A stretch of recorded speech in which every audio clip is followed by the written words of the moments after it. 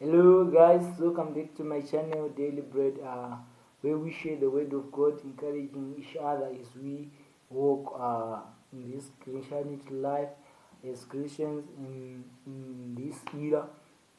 Uh, Please don't forget to subscribe to my channel Daily Bread.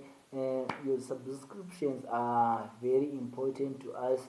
Uh, to have the energy to keep up uploading these videos, to keep up motivating each other, reminding each other the way through through the teaching of the word of God.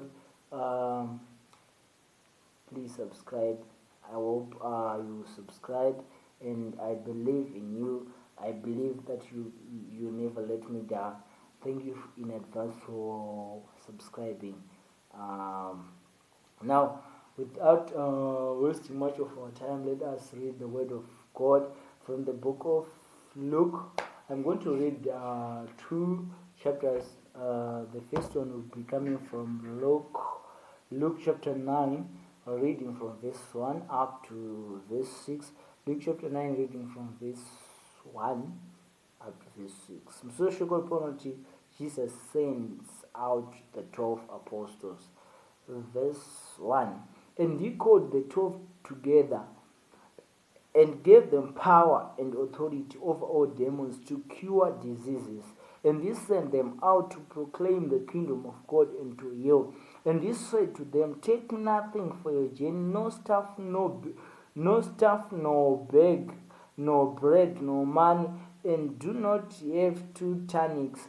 And whatever house you enter, stay there, and from there depart. And wherever they do not receive you, when you leave that town, shake off the dust from your feet as a testimony against them. And they departed and went through the villages preaching the gospel and healing everywhere. Now, the other chapter is coming from the book of Matthew. I think we are familiar with this one. Matthew chapter 28. Matthew chapter 28, reading from verse 18 up to 20. Matthew chapter 28. Matthew 28. Okay. Here we are. Matthew 28, reading from verse 18 up to verse 20. Msoshoko to the Great Commission.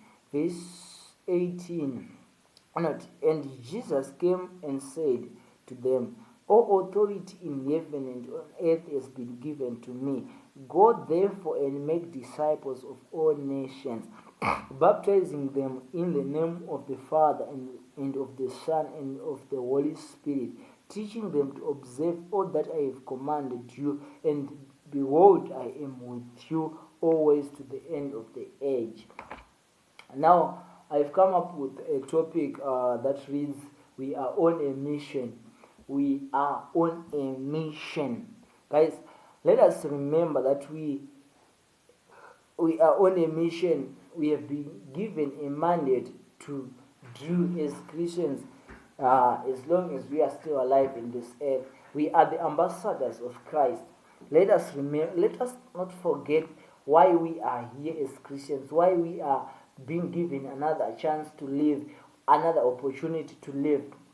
Now, if you look book ya 20 ya Matthew chapter 28, Kristu vanoti vamuka vanouya kuvadzidzi vosangana nevadzidzi avati simba rose kudenga nepanyika akapiwa ini, ndo vana ndiri kukupai simba, endai munoparidza marudzi ose, kwanzi marudzi ose.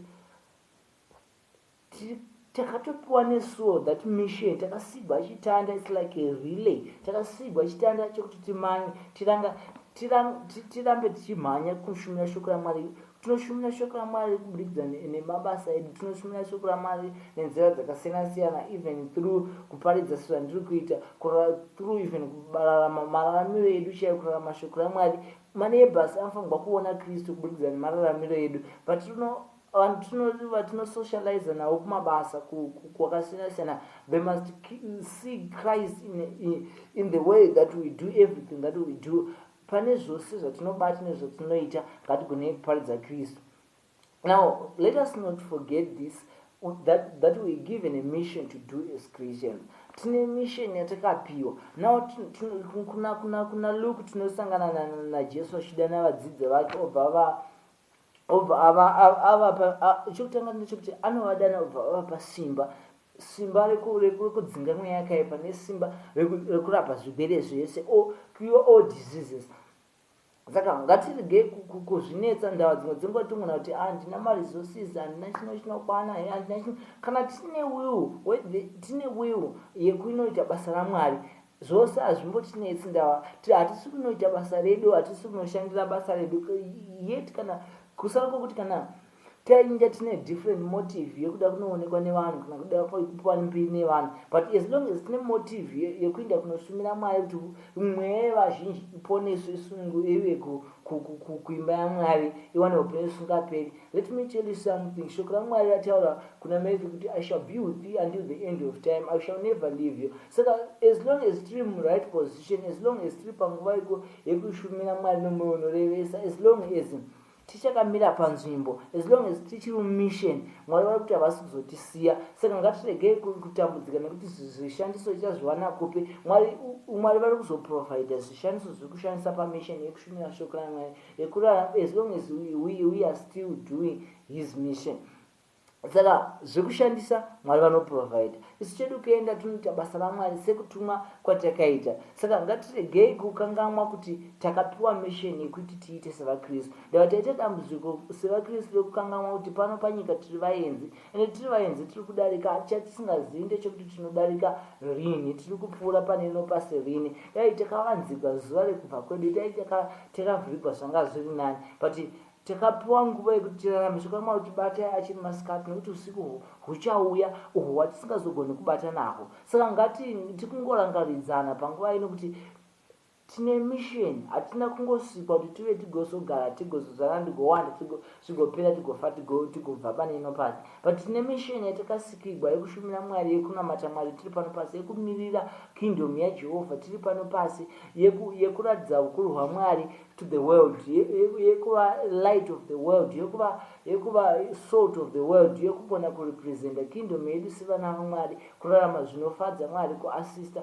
kuita mabasa anofadza ivo Mwari. Saka ngatiregei kurivara. Ndava dzimwe dzenguva tikangotiropafadzwe, tikangopawo zvakanaka zvatinenge tichiemera kuti Mwari vakangotasi vatiwanira mukana wekuti tiende mberi tirarame zvakanaka, totokangamwa. Dzimwe dzenguva taisimbonyengetera tichienda kumakomo tichinyanya tifasta madhezi akasiyana-siyana. The moment yatikangonopiwa mubayiro wedu kati yatikangonoreceiva munamato wedu, takabva tatokangamwa, tobva tatorelaxa. Dzimwe dzenguva tobva tadokangamwa even mission yataimbomhanya nayo. But chingori chirangaridzo chokuti ngatirangarirei kuti takapiwa mission yekuita sevana vaMwari, ende ngatiregei kuchema-chema nekuti zvekushandisa tichazviwanepi. God will provide maresources ekuti tiite basa ravo. As long as tiri kuita basa ravo, Mwari havakundikani kuprovide. Ngatitaurei navo Mwari vanotiprovide zvekushandisa. Even the power tikapiwa shoko raMwari rotaura kuti kune vose vakamugamuchira akavapa simba rekuti vanzi vana vaMwari. Saka simba tinaro sevana vaMwari, chitingodiwa ifaith pamwe chete nekunzwisisa kuti as long as we are doing God's will,